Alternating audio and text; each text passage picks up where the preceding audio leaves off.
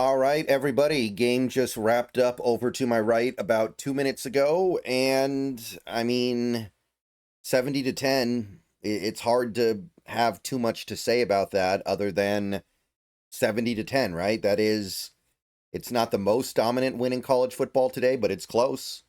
And there were some dominant ones, right? You had Ohio State, you had Alabama, but we're not far behind. 70 to 10.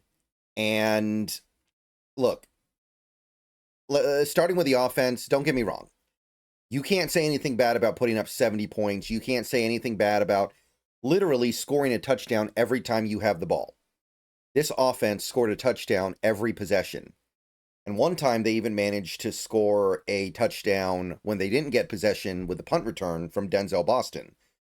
So what else are you going to say other than that? Like, you were effectively perfect. That is as close to perfect as you're going to get in football.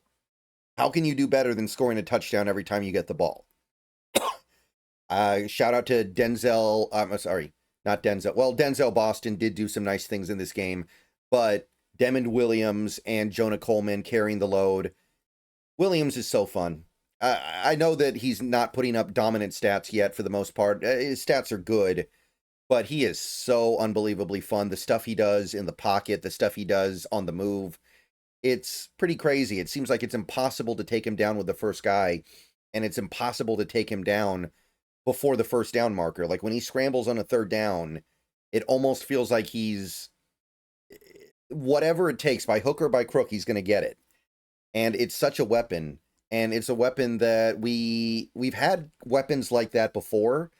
This feels a little bit different, though. His ability to elude tacklers is beyond what I've seen from other mobile Husky quarterbacks. And there have been a couple, but this is just a little bit different. So, beautiful stuff there. And look, he's ready for the big time.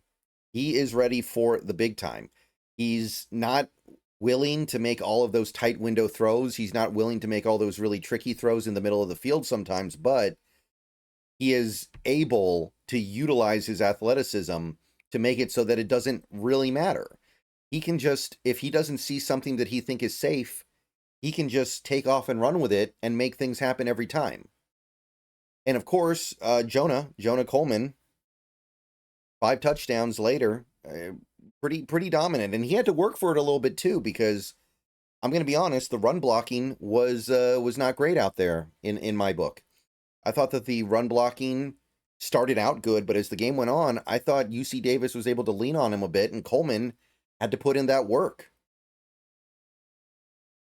So that's the good stuff with the offense, and it's a long list. I will say, I didn't see physical dominance the way I was expecting. I expected this game to be all about run the ball first down, run the ball first down, run the ball first down, run the ball first down, and we just kind of lean on UC Davis until they crumble. We didn't really get that. In fact, we had to push it to third and fourth down a lot in this game. This game depended heavily on Demond Williams and, to a certain extent, Coleman being able to pick up third downs and fourth downs.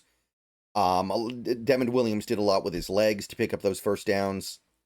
So I'm looking at that, and I'm just kind of thinking to myself, what does that say about our offensive line? What does that say about our ability to go toe-to-toe against the best teams in the country? Before I go any further, I want to tell you about my friends over at Sleeper. If you're not using Sleeper this year, you are missing out. Look at all the great stuff you can get up to over there. Look at all the great picks you can make. Let's make some picks for this weekend. My entry is Jahmyr Gibbs with an anytime touchdown. I think that Green Bay run defense is going to get hurt a little bit by losing Kenny Clark. I've got Malik Neighbors. I got that one on sale. He only has to get to 64 receiving yards. He could do that in one play in that Giants-Washington game that I think will be pretty high scoring. I've also got Brock Bowers over 63.5 receiving yards. Who else is Gino going to throw the ball to? And Bucky Irving with an anytime touchdown. I think that Tampa Bay-Atlanta game is going to be pretty high scoring. I say he gets in the end zone. So go check out Sleeper. Use promo code SBN, and you'll get a $100 match on your first deposit. Terms and conditions apply. See Sleeper's terms of use for details. Currently operational in over 25 states. Check out Sleeper today. I mean, when you really think about it, if you're not physically dominant up front against UC Davis, you do have to wonder a little bit about what it's going to look like against Ohio State. So I, of course, love where we got. I don't know if I love how we got there.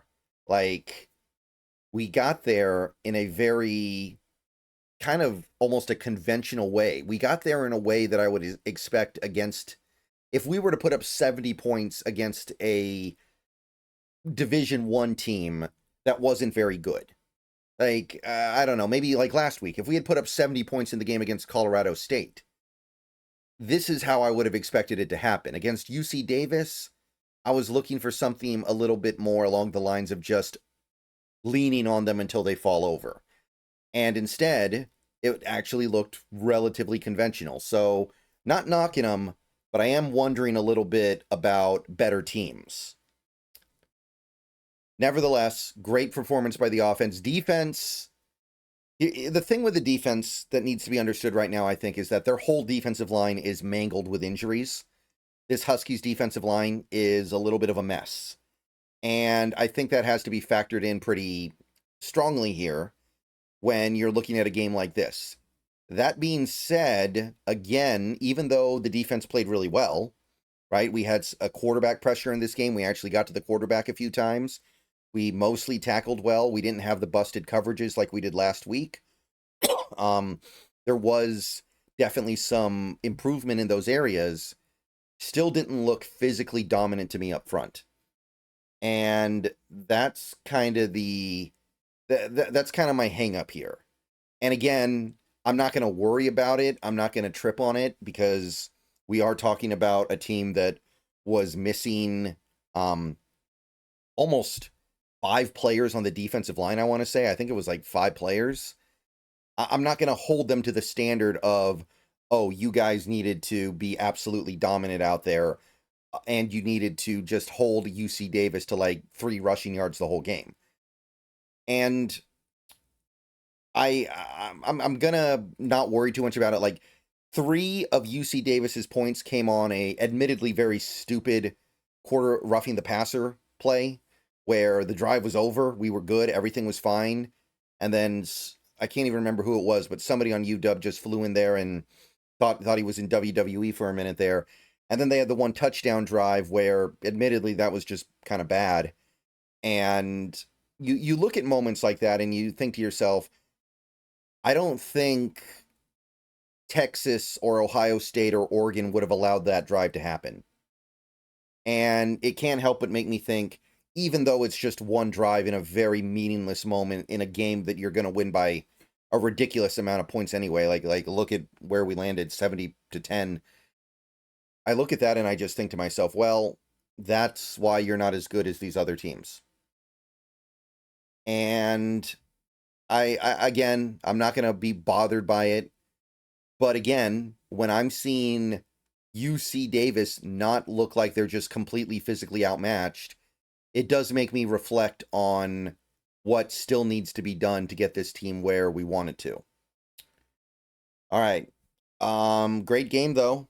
That's your final cupcake. Now, next week, we got the bye week, and then we start playing some real opponents. I'm excited, but I'm also wary because I know that we're probably better than we were last year. I'm not convinced that we are ready to play with the big dogs yet, but we'll find out. See you guys later. Bow down to Washington, 2-0. Big win. Enjoy it. But 2 weeks, the real stuff starts.